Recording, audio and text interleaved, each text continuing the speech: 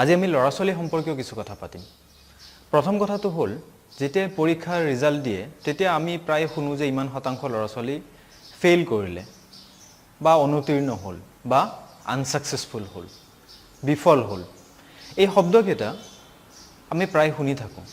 বিফলতা, অসফলতা এইবিলাক শব্দ যেন আমাৰ সদায় দৈনন্দিন জীৱনৰ এটা অংগ হৈ পৰিছে। কিন্তু এই যে বিফলতা বুলি যিটো কথা কওঁ আমি বা অসফলতা বুলি যিটো কথা কওঁ, এই কথাটো অকণ বেলেগ ধৰণে ভাবি চাব পাৰি নেকি? আচলতে বিফলতা বা অসফলতা বুলি কিবা আছে জানো? এটা সৰু উদাহৰণেৰে এই কথাটো বেছি স্পষ্ট হ'ব। ধৰি লোৱা এজন ছাত্ৰ হিচাপে তুমি 45% নম্বৰ আশা কৰিছিলা, 45% নম্বৰ আশা কৰিছিলা, কিন্তু তুমি 25% পালা। বা ধৰি লোৱা তুমি 60% নম্বৰ আশা কৰিছিলা, কিবা কাৰণত তুমি ভবাৰ নিচিনা নহয়, তুমি 45% নম্বৰ পালা। তাৰ মানে তুমি আনসাকসেসফুল নেকি? তাৰ মানে তুমি বিফল হলা নেকি? এয়া তোমাৰ অসফলতা নেকি? কথাটো যদি আমি ভালকে ভাবি চাওঁ তেতিয়াহ'লে আচলতে কথাটো এনেকুৱা, তুমি আশা কৰিছিলা এটা বেলেগ নম্বৰ 45% বা 60% আৰু তুমি পালা এটা বেলেগ নম্বৰ, হয়তো 30%তকৈ কম পালা কোনোবাই বা কোনোবাই 45% নম্বৰ পালা, 60% বিচাৰোতে 45% পালা, কোনোবাই 45% বিচাৰোতে বা কোনোবাই 45% বিচাৰোতে 25% নম্বৰ পালা। তাৰ মানেতো এইটো নহয় জানো আচলতে তুমি যিটো বিচাৰিছিলা, যিটো ফলাফল বিচাৰিছিলা, সেই ফলাফলটোতকৈ তুমি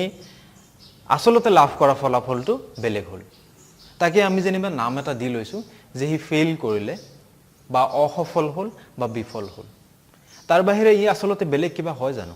অৱশ্যে মই এইটো ক'ব খোজা নাই যে যদি পৰীক্ষা এটা উত্তীৰ্ণ হ'বলৈ তোমাক 30% নম্বৰ লাগে, তুমি তাতকৈ কম নম্বৰ পালে সন্তুষ্টি মনেৰে ক'ব পাৰা যে এইটোতো বেলেগ ফলাফল এটাহে, তাত মোৰ কি দুখ। মই সেইটো ক'বলৈ বিচৰা নাই, কাৰণ সেই কথাটো তুমি কোৱা মানে আচলতে আমাৰ যিটো এটা প্ৰধান মনৰ শক্তি যে আমি নিজকে আৰু উন্নীত কৰিব লাগে আৰু আগুৱাই যাব লাগে, তাৰ বিপৰীতে কোৱা কথা এটা। গতিকে মই সেইটো ক'ব খোজা নাই, মই মাত্ৰ ক'ব বিচাৰিছোঁ যে তুমি যিমান আশা কৰিছিলা তাতকৈ তুমি কম নম্বৰ পালা বা যিটো ফলাফল আশা কৰিছিলা তাতকৈ বেলেগ ফলাফল এটা পালা, বা সিমানখিনিয়ে কথা। কিন্তু সেই বুলি তুমি দুখ পাব নালাগে, সেই বুলি তুমি সুইচাইড কৰিব নালাগে। কি কৰিব লাগিব? তুমি মাত্ৰ নিজকে ক'ব লাগিব যে মই এইটো ফলাফল বিচাৰিছিলোঁ, মই এইটো ফলাফল নাপাই বেলেগ ফলাফল এটা পালোঁ, ঠিক আছে, অহাবাৰ কিন্তু মই যিটো ফলাফল বিচাৰিছোঁ মই সেই ফলাফলটো পামেই। যিমান কষ্ট কৰিব লাগে মই সিমান কষ্ট কৰিম, যি কৰিব লাগে সিমান কৰিম, যিমান সময় পঢ়িব লাগে মই সিমান সময় পঢ়িম, কিন্তু যিটো ফলাফল মই বিচাৰিছোঁ সেই ফলাফলটো মই লাভ কৰি দেখুৱামেই। সেইটো হ'ব লাগে তোমাৰ এটিটিউডটো, তুমি কৰিব লাগে সেইটো কাম। তাৰ বাহিৰে তুমি যিটো ফলাফল পাইছা বেলেগ এটা ফলাফল পোৱাৰ কাৰণে তুমি মনটো দুখ কৰিবলগীয়া আচলতে একো নাই। তুমি যদি বুজি পোৱা যে ফলাফলটো মাত্ৰ বেলেগ হৈছে আৰু কালি তুমি চেষ্টা কৰিলে তুমি বিচৰা ফলাফলটো লাভ কৰিব পাৰিবা, তেতিয়াহ'লে সেই বিষয়ে তুমি চিন্তা কৰিবলগীয়া, মনত দুখ কৰিবলগীয়া, বিশেষকৈ সুইচাইড কৰিবলগীয়া নিচিনা কথা মনলৈ আহিব দিবই নালাগে। কাৰণ তুমি যদি সঁচাকৈ ইচ্ছা কৰা যে অহাবাৰ মই এনেকুৱা ফলাফল কৰিম, সঁচাকৈ যদি মনৰ ভিতৰৰ পৰা তুমি বিশ্বাস কৰা, তুমি ডেফিনেটলি কৰিব পাৰিবা। বেলেগ মানুহে কৰি আছে, তুমিও তুমিও কৰিব পাৰিবা। তাৰপিছত ছেকেণ্ড কথাটো হ'ল পৰীক্ষা বা এক্সামিনেশ্যনৰ ভয় এটা। আচলতে পৰীক্ষাটোনো কি? তুমি যদি ভাবি চোৱা, পৰীক্ষাটো আচলতে একো নহয়, তোমাৰ কাৰণে এটা চেলেঞ্জ। তোমাক আনে কিছুমান প্ৰশ্ন, নিৰ্ধাৰিত প্ৰশ্ন কিছুমান দি দিয়ে, তোমাৰ সেই বিষয়ে কিমান তুমি জানা সেই বিষয়ে জোখাৰ চেষ্টা কৰে। তোমাৰ কাৰণে এইটো এটা চেলেঞ্জ, কাৰণ তুমি গোটেই বছৰটো যিখিনি পঢ়িলা তুমি আচলতে কিমান বুজি পালা, আচলতে তুমি বস্তুখিনি বুজিবলৈ কিমান চেষ্টা কৰিলা, কিমান কষ্ট কৰিলা, কিমান সময় তুমি যিটো কামত দিব লাগে, অৰ্থাৎ তোমাৰ প্ৰধান কামটো হ'ল পঢ়া, সেই কামটো তুমি কিমান সময় দিলা, এই বস্তুখিনি জুখি চোৱাৰ কাৰণে এটা পৰীক্ষা নামৰ এটা ছিষ্টেম এটা ডেভেলপ কৰিছে। বাছ ইমানখিনি। পৰীক্ষাটো তোমাৰ কাৰণে একচুৱেলি এটা চেলেঞ্জ হয়, তাৰ বাহিৰে একো নহয়। আৰু এইটো এটা অপৰচুনিটি তোমাৰ কাৰণে যে তুমি একচুৱেলি জুখি চাব পাৰা, তুমি নিজে জুখি চাব পাৰা যে তুমি কিমানখিনি কৰিলা, যিমান কৰিব লাগে তুমি সিমানখিনি কৰিলা নে নকৰিলা, তুমি তোমাৰ বুজি পোৱাৰ শক্তি কিমান, তুমি আনক ইনফ্লুৱেঞ্চ কৰাৰ, তোমাৰ যিখিনি কুৱেশ্যন এনচাৰ তুমি লিখিবা, যিখিনি উত্তৰ তুমি পৰীক্ষাত কৰিবা, সেই পৰীক্ষাৰ উত্তৰখিনিৰে তুমি আন এজন মানুহক, অচিনাকি মানুহক কিমানখিনি প্ৰভাৱিত কৰিব পাৰা, ইনফ্লুৱেঞ্চ কৰিব পাৰা, এইখিনি হ'ল তাৰ এটা টেষ্ট, তাৰ বাহিৰে একো নহয়। আৰু যদি আজি তুমি এই চেলেঞ্জটো ল'ব পাৰা, কালি তুমি জীৱনত আন ধৰণৰ চেলেঞ্জবিলাকো ল'ব পাৰিবা। আৰু জীৱনত সদায় বেলেগ বেলেগ সময়ত তুমি পঢ়ি থাকোঁতে চাকৰি কৰোঁতে বা তাৰ পিছতো জীৱনত নানা ধৰণৰ চেলেঞ্জ আহিয়ে থাকিব আৰু যদি তুমি আজি এই চেলেঞ্জটো ল'ব পাৰিছা চেলেঞ্জটো লৈ উঠি তুমি যদি আনক প্ৰভাৱিত কৰি সঁচাকৈ পৰীক্ষাটোত ভাল কৰিব পাৰিছা তাৰ মানে তুমি চেলেঞ্জ ল'বলৈ সাজু হৈ আছা আৰু যদি আজি তুমি এই চেলেঞ্জটো ল'ব পাৰিছা কালিলৈ আন বেলেগ চেলেঞ্জ যেতিয়া তোমাৰ জীৱনলৈ আহিব এইবিলাক চেলেঞ্জো তুমি ল'ব পাৰিবা গতিকে এইটো এটা তোমাৰ অপৰচুনিটি তোমাৰ কাৰণে তুমি যাতে নিজকে সাজু কৰিব পাৰা জীৱনত যিবিলাক তোমাৰ জীৱনলৈ যিবিলাক চেলেঞ্জ আহিব ভৱিষ্যতে সেইবিলাকৰ মুখামুখি হ'বলৈ তুমি নিজকে সাজু কৰাৰ এটা ডাঙৰ অপৰচুনিটি আৰু সেই অপৰচুনিটিটো তুমি যিমান পাৰা সিমান ভালকৈ ল'ব লাগে সিমানখিনিয়ে কথা তাৰ বাহিৰে একো নহয় গতিকে পৰীক্ষাক ভয় কৰিবলগীয়া একো নাই তুমি যদি এবাৰ ভাবি ল'ব পাৰা যে এইটো মোৰ কাৰণে চেলেঞ্জ আৰু মই কৰি দেখুৱাম যে মই যিমানখিনি পাৰোঁ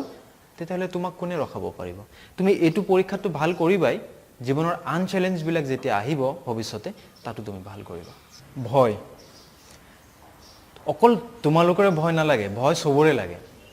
ডাঙৰ ডাঙৰ মানুহৰো ভয় লাগে তুমি মা দেউতাক যদি সোধা তোমালোকৰ মা দেউতাৰো বিভিন্ন কথাত ভয় লাগে গতিকে পৰীক্ষাৰ কথাটো লৈ তুমি ভয় কৰিবলগীয়া একো নাই কাৰণ বিভিন্ন সময়ত বিভিন্ন কথাত বিভিন্ন মানুহৰ সকলোৰে ভয় লাগে তোমাৰ পৰীক্ষাটোলৈ ভয় লাগিছে ঠিক আছে ভাল কথা এইটো তুমি এই ভয়টো কিন্তু নোহোৱা কৰিব পাৰা ইচ্ছা কৰিলে তুমি যদি ৰেছপন্সিবিলিটি লোৱা যে মোৰ ভয় লাগিছে ঠিক আছে মই মানি লৈছোঁ মোৰ ভয় লাগিছে কিন্তু এই পৰীক্ষাটো যে মই দিম যাৰ কাৰণে মোৰ ভয় লাগিছে তাৰ ফলাফল যিয়েই নহওক মই মানি ল'বলৈ সাজু মোৰ ৰেছপন্সিবিলিটি মই সাজু যে পৰীক্ষাৰ ফলাফলটো যিয়ে নহওক I am ready for that যদি তুমি সেই বস্তুটো এবাৰ মনলৈ ডাঠকৈ আনি ল'ব পাৰা যে মোৰ ৰেছপন্সিবিলিটি মই লৈছোঁ আৰু মই তাৰ কাৰণে সম্পূৰ্ণ সাজু তুমি দেখিবা যে পিছ মুহূৰ্ততে তোমাৰ মনৰ পৰা সেই ভয়টো নোহোৱা হৈ গৈছে ভয় আচলতে বেলেগ একো নহয় আমাৰ কিছুমান ভৱিষ্যতে কিছুমান নিগেটিভ ঘটনা হ'ব যিবিলাকৰ ফলাফলবিলাক নিগেটিভ হ'ব এনেকুৱা ধৰণৰ কিছুমান কথাৰ কাৰণেহে আমাৰ মনটোত ভয় লাগে কিন্তু আচলতে 90% তেনেকুৱা ঘটনা নিগেটিভ যিবিলাক তুমি চিন্তা কৰিছা তেনেকুৱা ঘটনা একো নঘটে তোমাৰ মনত হয়তো এতিয়া আহি আছে যে যদি মোৰ পৰীক্ষা বেয়া হয় ইয়াত লেটাৰ পাব লাগিছিলে মই যদি লেটাৰ নাপাওঁ এনেকুৱা ধৰণৰ কথাবিলাকৰ কাৰণে নিগেটিভ কিছুমান ফিউচাৰৰ কথাৰ কাৰণে তোমাৰ মনটোত ভয় লাগে কিন্তু আচলতে ইয়াৰ বেছিভাগ ইয়াৰে 90% ঘটনাই নঘটে আৰু বাকী যিখিনি ঘটিব তাৰ কাৰণে যদি তুমি আগৰ পৰাই সাজু হৈ থাকা যে মই যিকোনো ধৰণৰ ফলাফলৰ বাবে সাজু মই যিমান কষ্ট কৰিছোঁ মোৰ ফলাফল সেই অনুযায়ীহে হ'ব তেতিয়াহ'লে তোমাৰ মনৰ পৰা এই ভয়টো নোহোৱা হৈ যাব লগে লগে নোহোৱা হৈ যাব এইটো একদম এটা সহজ উপায় আৰু তুমি আজি যদি এবাৰ ব্যৱহাৰ কৰি চোৱা তেতিয়াহ'লে তুমি গম পাবা যে এই কথাটো কিমান সহজ মাত্ৰ এবাৰ তুমি চেষ্টা কৰি চালে তোমাৰ মনৰ পৰা ভয়টো নিজে নিজে নোহোৱা হৈ যাব আৰু তুমি পৰীক্ষা ভালকৈ দিব পাৰিবা বা যিকোনো সময়তে যিকোনো কাম কৰিবলৈ গ'লেই তোমাৰ যদি ইণ্টাৰভিউ দিবলৈ যাওঁতে ভয় লাগে তোমাৰ যদি আন কাম এটা কৰিবলৈ যাওঁতে ভয় লাগে তুমি মনৰ পৰা ভয়টো নোহোৱা কৰিব পাৰিবা যদিহে তুমি যিকোনো ফলাফলৰ বাবে নিজকে সাজু বুলি এবাৰ ভাবি ল'ব পাৰা আন এটা কথা প্ৰায়ে হয় আমি প্ৰায় চিন্তা কৰোঁ মানুহে কি ক'ব বিশেষকৈ তুমি কাম এটা কৰিবলৈ লওঁতে বা পৰীক্ষাৰ আগতে যে মানুহে কি ক'ব ওচৰৰ কোনোবাই ইমান শতাংশ নম্বৰ পাইছে তুমি যদি সিমান শতাংশ নম্বৰ নোপোৱা তেতিয়া মানুহে কি বুলি ক'ব মা দেউতাই কি বুলি ক'ব কিন্তু সেই কথাটো তুমি তেনেদৰে চিন্তা কৰাৰ লগে লগে তোমাৰ মনত ষ্ট্ৰেছ হয় আৰু যিমানে তোমাৰ মনটো ষ্ট্ৰেছ হ'ব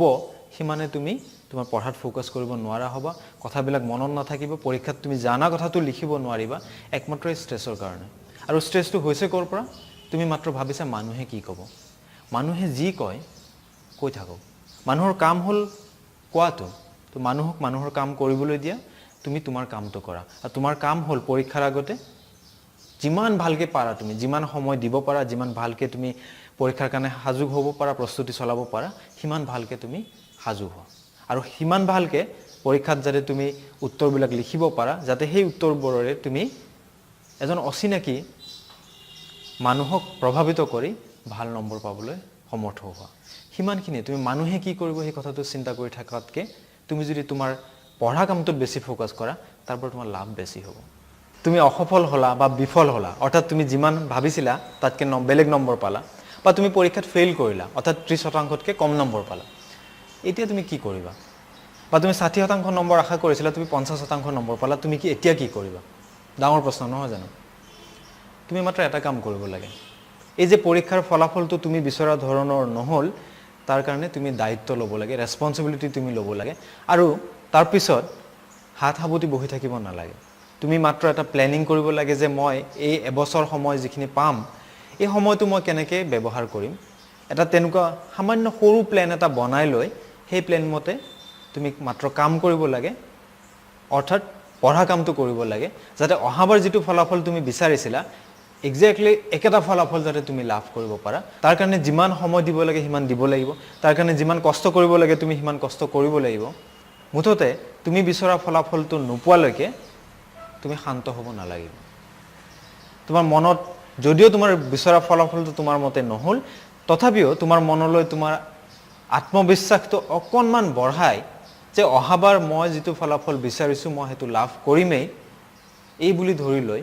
তোমাৰ যিটো প্ল্যান তুমি বনাই লৈছা সেই প্ল্যান মতে পঢ়া আৰম্ভ কৰিলে হ'ল তাৰ পিছত চোৱাচোন কোনে তোমাক ৰখাব পাৰে তুমি যিটো ফলাফল বিচাৰিছা সেই ফলাফলটো পোৱাৰ পৰা তোমাক কোনেও ৰখাব নোৱাৰে আৰু তুমি এই চ্যালেঞ্জটোত সাকসেসফুল হবাই হবা তুমি যিটো ফলাফল বিচাৰিছা যিটো ৰিজাল্ট বিচাৰিছা একেবাৰে সেইটো ৰিজাল্টে সেইটো ফলাফলে তুমি লাভ কৰিবা মাত্ৰ তোমাৰ ফালৰ পৰা যিখিনি কৰিব লাগে সেইখিনি তুমি ৰেসপন্সিবিলিটি লৈ নিজৰ কামটো আৰম্ভ কৰিলে হ'ল কিমানখিনি